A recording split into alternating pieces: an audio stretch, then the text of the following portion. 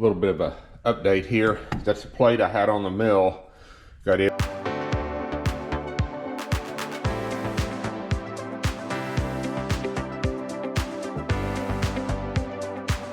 all machined, trimmed up, all the bolt holes in it.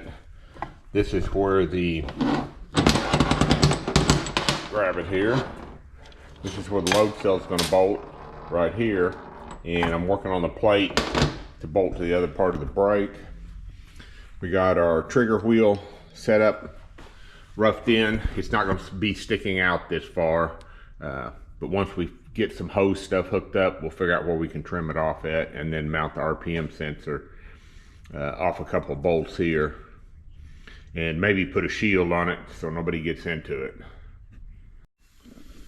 Okay, got that arm all bolted up, brakes all back together.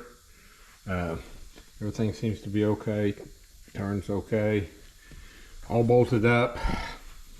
Got a few more items to make to get it back on there. Gonna probably get all that stuff done next day or so. So hopefully next week we will be able to at least start testing with it, and hopefully it works okay. Okay, got the pump moved, got the wiring all ran. The pump back here where it's going to set. I'm going to work on getting the plumbing hooked up to the outside tank, and I still have a few other items to get hooked up. Got the box pretty well ready to go. Working on my plate I got here. I got a few things to do yet on it. I'm not sure if I want to mount it that way or flip it around and mount it on this side. I get the brake back up on here and then figure that part out. But it's coming along pretty good. Thought I might shoot a little video here, kind of a little update on how things are going with the dyno repair. We got our plate made here. This is how the strain gauge is going to attach. We got this dummied up right now. We got our sprint car fuel pump drive remounted. Got our throttle set up done. We got to put a couple bolts in here to hold this plate, and that should pretty well take care of that. We ended up putting the trigger wheel, have got it mounted, got us a mount for it. Got to adjust the height of this spacer a little bit to get it better lined up. Put the sensor in it. We were going to try to put the trigger wheel in here, but we have these fittings down here that the hoses have to hook to. I have inlets on both sides of the brake, so there wasn't room for the trigger wheel. But I think this is going to work okay. And I think I showed you where we got the pump wired up. We've got it all plumbed into the outside tank. We got our big hose we're going to use. Some pictures of it from the other side. The throttle set up. I've still got to rig up a few little things to get it mounted, and trying to see what else give you a little update on. Our load control valve, we're going to get it mounted today, all bolted down. We've built a bracket for down here in the bottom. We've maybe done a little bit of an overkill deal. We're probably going to end up cutting these things off the sides. I don't think we're going to need those, but we got to get it mounted, and we can hook up our plumbing. Got our box hung up here, moves around where you can slide it around. Everything's inside, pretty well hooked up. There's a few more wires I've got to hook up. Got a few questions on some things. Our power setup is here where we can plug things in inside. Gonna have the wires running up. A little more wiring to do, but pretty much getting close to where we can start it up, and there'll be some finish up stuff, make it a little nicer once I make sure everything's working. Okay, time for another dyno update here. We got our load sensor strain gauge rigged up here. Hooks to the plate here. We built this nice little plate. Got our fuel pump mount when I do the injected sprint cars all set up. Probably take it back off when I'm doing carbureted motors. Still got some wiring to hook up here. We got all our fuel flow meters mounted to the bottom of the box. Got those wired in. Got most of the wiring done on the inside of the box now. Let's go to the other side here.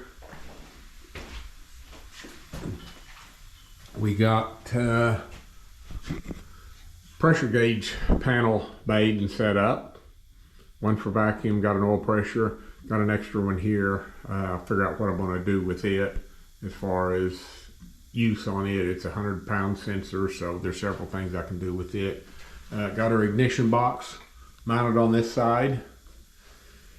Got some more wiring to do here. I think I showed you all the pump. It's all set up. Got it all plumbed in and hooked up down there.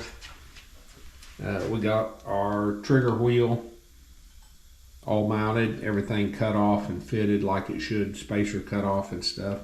Trying to think what other item I could show y'all. A couple of things that we are going to do. I'm going to probably shorten my, I don't know if y'all can see it up there. Going to shorten this rod up here, up at the top, so the box will go up a little bit higher so it won't be down quite so low. And we have adjustments made into it here where I can raise and lower it, and I can build a slot in here and got a safety bolt so you don't drop it to the floor. And that's pretty much, oh yeah, we got this, got the load valve, not load valve, but the, I guess it is the load valve mounted down here. Still have to bolt my control motor up. We got wiring to hook up. Waiting on one more fitting for down here, but it's mounted. Got to make some hoses up to hook it to the brake, and that should pretty well take care of getting everything hooked up. So hopefully in the next few days I'll have it all up and running again. Trying to think what else. I got this all cleaned up in here where I had the mess going as far as the holes in the wall and stuff, so it's all cleaned up. I think that's pretty much it. Got a big pile of stuff over here to clean up. And got a big mess going over here on the bench where I've been doing wiring and stuff. I still have some more wiring to do. So I do make messes. It doesn't look like it sometimes, but sometimes I make a huge mess.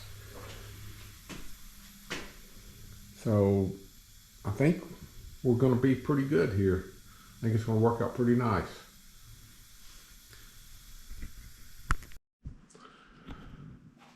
Okay, I think I've got everything finished in the dyno room now. All the wiring done. Used to be a paper towel holder here. There's another shelf over there. I took it down. The box is all done inside. Everything's hooked up there. The flow meters. We got all the wiring tidied up. We run a bunch up along the ceiling there. Get it out of the way. We got our pump all cleaned up and ready to go. Everything's tight there. Bench is a little bit tidier now on it. Our ignition box. We got our pressure sensor stuff here. Got one that I haven't hooked up yet. Not sure what I'm going to use it for. We got our throttle wall bolted in here, nice and solid now, so the throttle works like it should. The blow-by hoses and stuff, I don't have it hooked into the filter tank yet. There's the blow-by meter there. I will do something there with the hose as far as that goes. Got all the wires kind of cleaned up down there so it's not a mess. Got the oil temp sensor plumbed in. And I believe that is pretty much everything hooked up and working. Got that fitting in the back of the brake here for the air. You put some amount of air in this when you're running it. Or sensor wheel stuff's all done. Got the jam nut on here. This is all nice and tight and set up. So I think I'm pretty well ready to make some pulls on it. I got to get all the sensors configured, and the next video, hopefully after this one, you'll get to see me make some pulls on this motor with the new dyno. Okay, I got everything hooked up on the dyno out there. Thought I'd kind of go over a few things here with the software. Got a couple of timeline type setups you can do. Also, we'll go to run options, and we're going to set up for a new run. And this is kind of how I got my gauge stuff set up so far. Kind of a preliminary deal. I got the 1E GT that was number 7 that was bad. It was just a loose wire on a connection. I got that fixed on it. Kind of got all my gauges, got colors. You can go in and add all these colors in here as far as it'll change colors when you get to that, so you know where you're at. Oil pressure if it drops below, oil temp, water temp, fuel flow meter stuff up here, vacuum over here, or it will work as boost. My blow-by meter for my 2 AFRs I've got there. If you want to change gauge setup, this is really neat stuff here. You can click on it and say we want to do a digital gauge. You can click digital gauge and it changes to it. You want to do a bar graph. Let's see here. Get it to do it. We want to, get over here. Still a little new with this. You want to do a vertical bar graph. It'll make a vertical bar graph. Or you can go back to the analog gauge. Also, I've still got to set up all of the channels. I'll show you just a little bit here about setting up the channels. I've got me a notepad here that's got all of the kind of the information as far as what channels hook to what. You can go up here to options. You click on options. All the auxiliary channels I have. I've got everything labeled and got it active with the little check marks. And you can go in here and say, let's do oil pressure. You can go in here and it sets it up where you can do your voltage, 0 to 5 volt setup, and the pressure that it works at. You can change the ramp curve. There's so many little things you can do with this setup.